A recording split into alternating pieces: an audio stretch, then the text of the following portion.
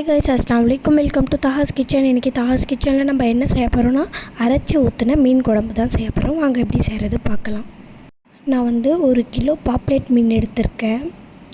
அதுக்கப்புறமா வெங்காயம், தக்காளி, கொத்தமல்லி எடுத்திருக்கேன். இஞ்சி பூண்டு பேஸ்ட்டு, தேங்காய், புளி ஊற வச்சுருக்கேன். கருவேப்பிலை, பூண்டு உரித்து வச்சுருக்கேன். இப்போ நான் அரைக்க போகிறேன். என்னென்ன போட்டு நான் அரைக்க போகிறேன் அப்படின்னு சொல்கிறேன் பாருங்கள். தேங்காவும் இஞ்சி பூண்டு போட்டு நம்ம ஃபஸ்ட்டு அரைச்சி வச்சிடலாம். நம்ம பேஸ்ட் வச்சுருந்தனால அதுலேயே நான் பேஸ்ட்டு போட்டேன். நீங்கள் உரித்து வச்சுருந்தா நீங்கள் போட்டுக்கோங்க.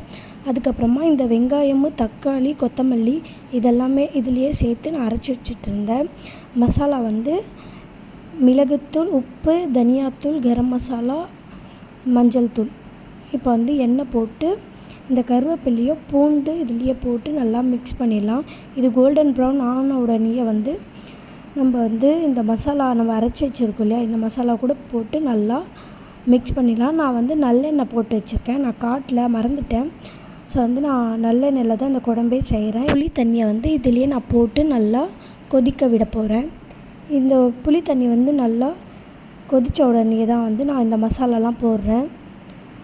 இந்த மசாலாலாம் நம்ம போட்டு நல்லா மிக்ஸ் பண்ணிடலாம்.